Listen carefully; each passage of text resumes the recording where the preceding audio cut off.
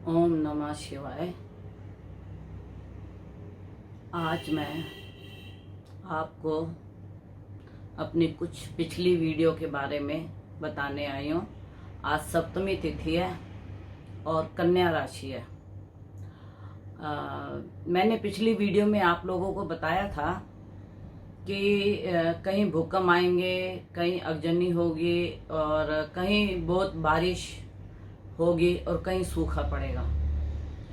और ये भी बताया था कि 30 जून को स्कूल नहीं खुलेंगे, इसकी डेट आगे होगी। अगर आपने मेरी पिछली वीडियो देखी होंगी तो आपको सारा उसका ज्ञान होगा। तो अब देखिए, भूकंप तो कल भी रोहतक में आया, इससे पहले भी दिल्ली और नोएडा के बीच में आया, एनसीआर में, और कई भूकंप के झटके आए हैं। लेकिन इनकी जो तीव्रता है वह छोटी है, मतलब बड़े भूकंप नहीं आए। और मैं परमात्मा से, मैं भोले से यही प्रार्थना करती हूँ कि बड़े भूकंप ना आए, लेकिन होनी तो होकर रहेगी। भूकंप जो है वो अगर आना है तो उसको आप और हम कोई भी नहीं रोक सकते, क्योंकि ये भूकंप जो है ये ग्रहों के खेल से, जब हमारे ग्रहों में, सृष्टि में जो हमारे नव ग्रह हैं, नक्षत्र हैं, उसके हिसाब से हम आप लोगों को प्रेडिक्शन करते हैं। जैसे स्कूल अभी नहीं खुलेंगे, भूकंप आएगी, बेमौसम बारिश होगी, कहीं पे बारिश बहुत अधिक होगी, कहीं पे बारिश बहुत कम होगी, और कहीं पे अगजनी की घटनाएं होंगी। तो जब यह घटनाएं होती हैं तो दर्शक जो मेरे वीडियो को लाइक करते हैं वो सभी लोग फ़ोन करके बताते हैं कि गुरुमा ऐसे हो गया, ऐसे हो गया, आज भूकंप आ गया और यहाँ पे अगजनी हो गई, यहाँ पे उपद्रव हो गए। अब आप देखो, बिहार में बिजली गिरी, 42 लोग मरे, 12 यूपी में मरे। तो ये आपदाएं तो अभी होंगी, क्योंकि सृष्टि काफी प्रकोप में है। यह ग्रहों का अवलोकन बताता है। और कई लोग चीन और भारत के युद्ध के लिए बात करते हैं। इसके लिए मैं आप सबको बताऊंगी, ये छोटी-मोटी घटनाएं सिर्फ चीन के साथ होंगी, छोटी मोटी, जिसको कि हम युद्ध नहीं कह सकते, मतलब सीज फायर कह लो या ऐसी घटनाएं कह लो, पर युद्ध नहीं होगा। और अगर युद्ध होगा तो चीन मुंह की खा के गिरेगा, क्योंकि जो उसके ग्रह, उसकी कुंडली के, उसके देश की कुंडली के जो ग्रह बताते हैं, चीन का समय विनाश की तरफ आ रहा है। अभी देखो वहां पे कितना पानी, कितनी बाढ़, जैसे लोगों के घरों के बाहर गाड़ियां बह के चली गई। तो जब कोई किसी का बुरा सोचता है या करता है तो ईश्वर जो है, हम बदला ले ना ले, लेकिन उसकी डायरी में इंसाफ पूरे अच्छे तरीके से होता है। और पाकिस्तान के साथ भी हमारे कोई युद्ध होने के कोई ऐसे योग नहीं है। पाकिस्तान भी छोटे छोटे से बम, जिसे हम कहते हैं फुस्सी बम, छोड़ रहा है, लेकिन उसके पास अपने देश को संभालने की योग्यता नहीं है, तो वो हमसे क्या युद्ध करेगा। और जो चीन है, जो चीन ने ये महामारी फैलाई है, उसका भी ऊपर वाला उसे खुद इसका इंसाफ देगा। ये ग्रह कहते हैं, ये हम नहीं कहते, क्योंकि जब ग्रह उल्टे चलते हैं तो बुद्धि भी उल्टी चलनी शुरू हो जाती है। जब ग्रह वक्री होते हैं तो हमारी भी बुद्धि वैसे ही काम करने लग जाती है।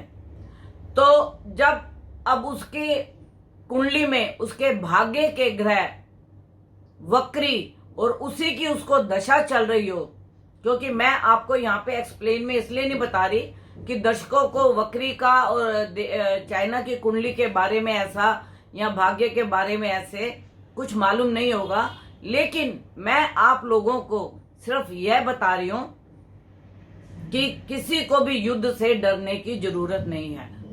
हमारा जो देश है इतना सक्षम है कि हर किसी का युद्ध का जवाब, पहले तो वो शांत रहता है, कभी किसी को छेड़ता नहीं है। और अगर तुम बार बार सांप की बिल में हाथ डालोगे तो सांप एक बार तो फिर तुम्हारे को ऐसा काटेगा कि तुम जिंदगी से हाथ धो बैठोगे।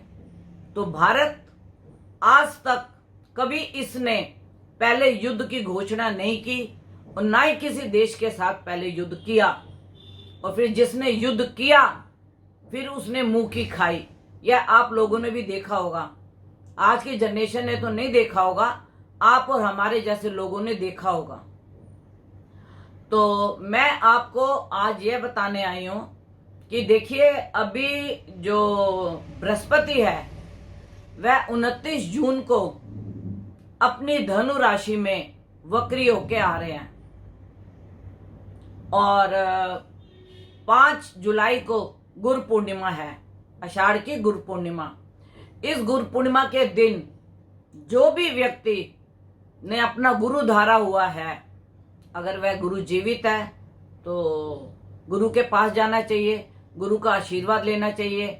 अगर गुरु समाधिस्थ हो गए हैं तो गुरु की फोटो से या जो आपने गुरु के दर्शन किए हुए हैं उसको मन में उतार के गुरु का जाप करें।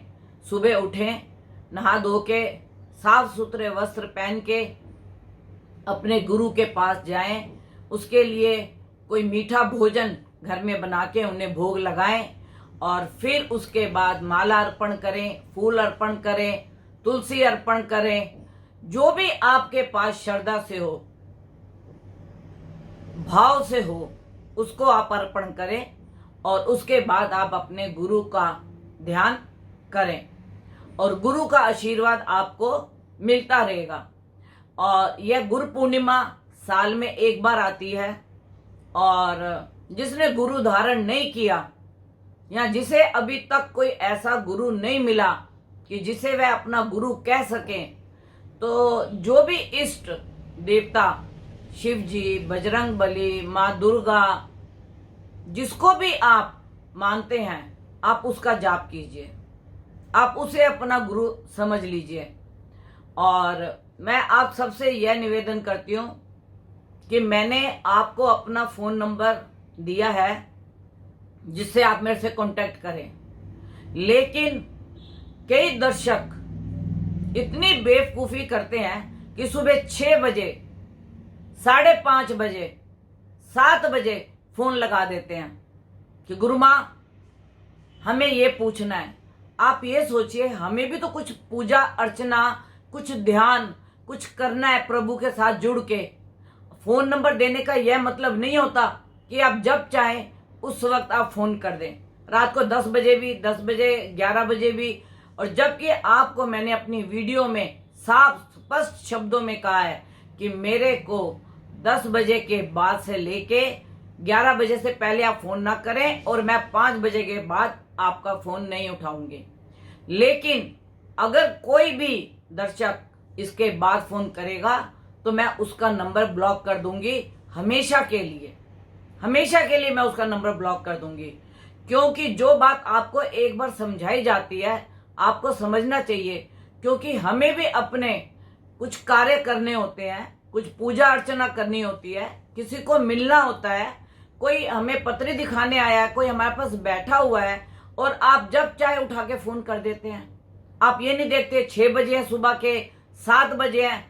आपको पता है ब्रह्म मुहूर्त सुबह 4 बजे शुरू होता है, उसमें हमें अपनी पूजा अर्चना में बैठना होता है। तो हमें 7 भी बज सकते हैं, 8 भी बज सकते हैं। तो इसका मतलब ये नहीं कि आप दूसरे की पूजा अर्चना को नुकसान पहुंचाएं। तो अगर आप हमें इस चीज का नुकसान पहुंचाएंगे तो उसके पाप के भागी आप खुद बनेंगे। जब आपको एक बता दिया गया है कि 11 बजे से लेके आप 5 बजे के बीच में फोन करें, इसके अलावा आप फोन ना करें, तो मैं अपने दर्शकों को हाथ जोड़ के विनती करती हूं कि जिसने भी मेरे को इस समय से बीच में पहले या 5 बजे के बाद फोन किया, मैं उसका नंबर ब्लॉक कर दूंगी। फिर आप मत कहिएगा कि आपने हमारा नंबर ब्लॉक कर दिया। और जिसको मेरी वीडियो अच्छी लगी हो वो लाइक करे, सब्सक्राइब करे, नोटिफिकेशन का बटन दबाए।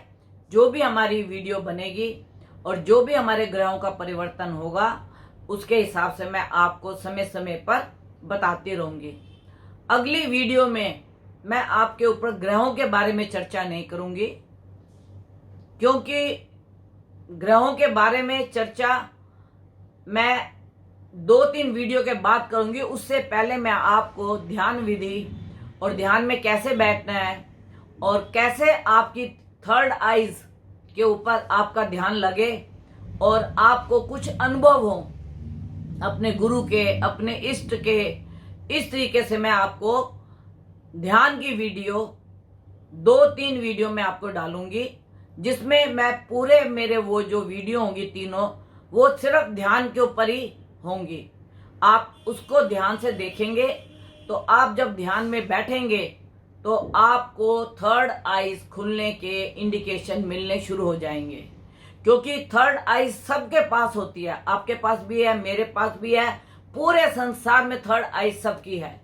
और अगर थर्ड आईज आप अपनी खोल लेते हो तो आपको ना डिप्रेशन होगी, ना टेंशन होगी, ना किसी प्रकार की आपको परेशानी होगी, ना मन आपका उदास होगा, ना आप किसी के लिए चिंतित होंगे।